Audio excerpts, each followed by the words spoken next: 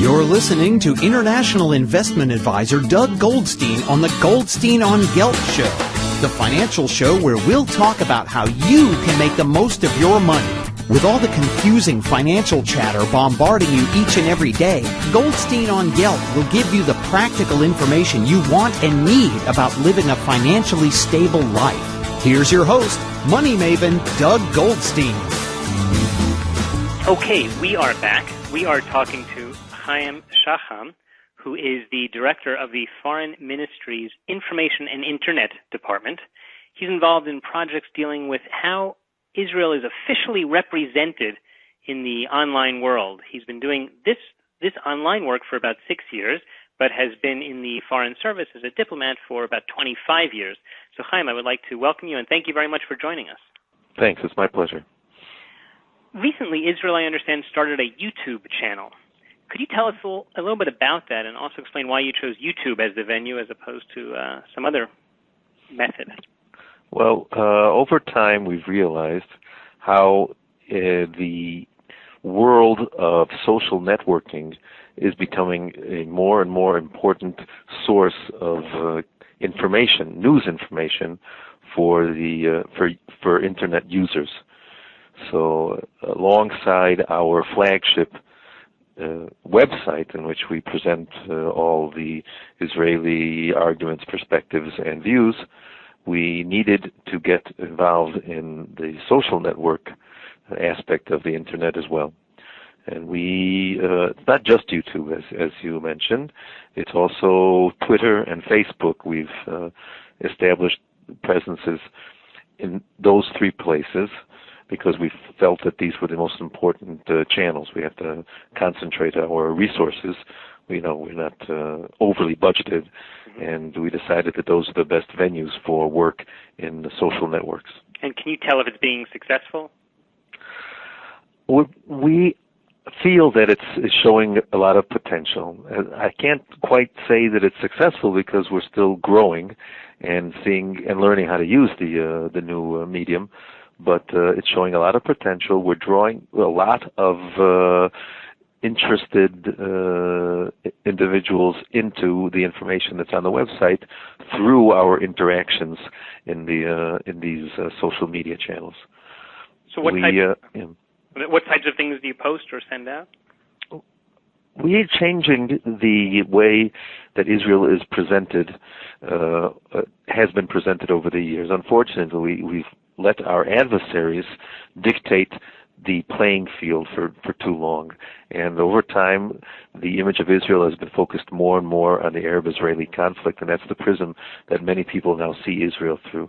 And we're working very hard in order to widen the perspective that Israel is presented, and now we've developed an information strategy in which we develop the Israel brand based on three pillars, not just the one, the Israeli-Arab conflict. Of course, there's Israel, the state, which deals with politics and security issues, and there's where we deal with the conflict. But another two channels that we are developing is Innovative Israel, in which we deal with new Israeli know-how and developments in the realms of science, high-tech, health, etc. Also, we tried there in this channel to deal with how to do business in Israel from abroad. And the third channel that we're presenting is the Israel Experience. Here we deal with culture, dance, film. We deal with museums, society, overseas aid that we give.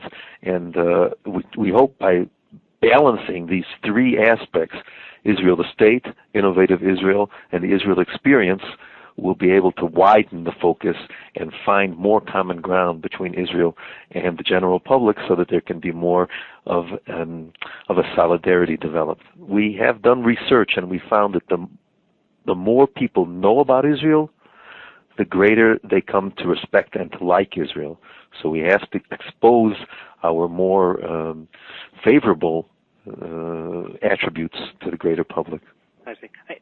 Certainly that makes sense. As an investment advisor, right? The radio show is only a part-time gig for me, but I sit in the middle of Jerusalem. I run a company called Profile Investments. We deal with people who are individual clients, retail clients, right? People who have investments. They're trying to grow their portfolios. And certainly we talk a lot about the Israel financial experience and even the world meltdown that happened, starting in 2008. And in fact, Israel did a lot better than most other places. Right. We have focused on? Yes, we have a lot that we can be proud of. As our the commissioner of the Israel Bank has won a number of awards and recognition as being a forerunner in how to weather global crises. We have statistics that are just overly impressive in that realm. How we've been able to understand what led to the world global economic meltdown, and to restructure and rebuild and recover.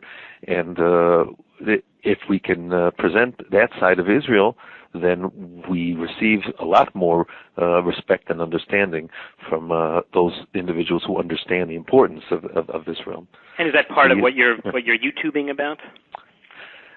Yes, we are now we are separating the day-to-day political grind of who's boycotting whom and who has just censured us in which international organization, and what actions we have or haven't taken in Gaza. We've segregated that in the YouTube channel, and established a channel just about Israel beyond politics. That's our Israel. That's our YouTube.com/Israel channel, and here is where we deal with the aspects of the economy and high tech and the social developments in Israel. So we're trying to diversify, a word that comes from your profession, as well as accentuate the positive. I see. We are talking to Chaim Shacham, who is with the Israel Foreign Ministry, a veteran there about 25 years, and now focuses in helping Israel's brand image on the internet, online. A lot of times people make Aliyah and they still have connections in the old country, and they want to do something to help, but oftentimes it's very difficult. Is there anything the Foreign Ministry is doing with regular Olim in order to help them help spread the word?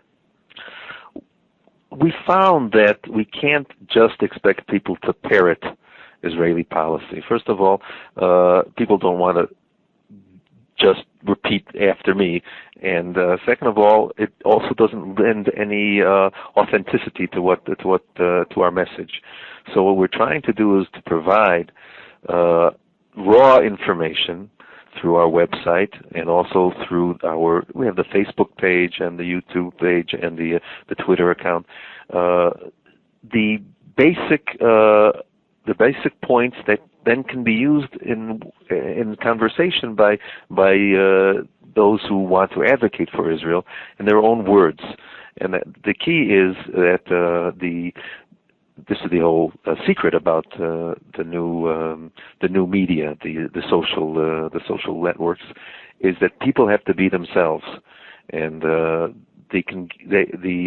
individual has a lot more credibility than the government spokesman or the official website. Although we have the authenticity, we might not have the credibility. On the authenticity thing, obviously critics of Israel and the YouTubes, especially what happened earlier in the year, claimed exactly the opposite, that it's all being manipulated, and that it's not really authentic photography or videos, or they're only showing one angle.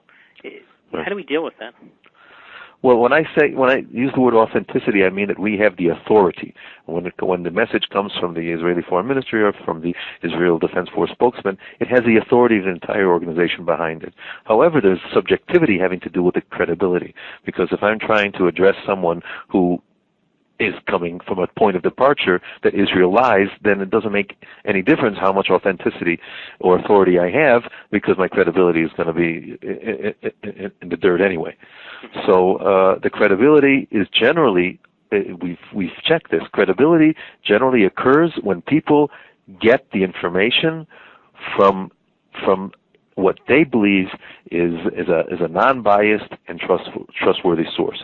These are your friends and your followers in your various in your Facebook ID or your email lists. These people, when they hear information from individuals who they trust, and I mean, when you nowadays when you go onto a website and want to buy something, you look at the comments because it's a personal experience. It's not an official not an official or paid advertisement. That's what people trust, and that's what we're trying to engender. More private, personal advocacy, and not just the monolithic Israeli government website. I see. Chaim Shacham, we are just about out of time, but I just want to wrap up with this question. Okay. From the Foreign Ministry, obviously the work you're doing hopefully will be helping Israel in terms of the international business. Are there specific activities that you're doing that we could look at, or maybe websites that we can go to learn about more about what's going on in Israel and how people can join the party? Okay, well, let's start from the main platform. Very heavy platform. We're trying to design it to make it a little easier to use, and that's the Foreign Ministry website. It's simple: www.israel.org. We're trying to stick to the Israel name because it's our brand. And then there's the new YouTube channel, youtube.com/Israel. Again, the Israel name. And on Twitter, it's twitter.com/Israel. Boy, it's great you got these names. yeah, it was very difficult. We had to do a lot of maneuvering, but and we're still trying to get the name out of Facebook, but they don't just. It's not just against us. They're not giving names to anybody, country names to anybody. Okay. Well, listen, that gives us a great place to start. I would like to thank you very much for joining us on the show, Chaim Shacham, My pleasure. of the Israel Foreign Ministry. Thanks a lot. Take care. Bye now. Bye-bye.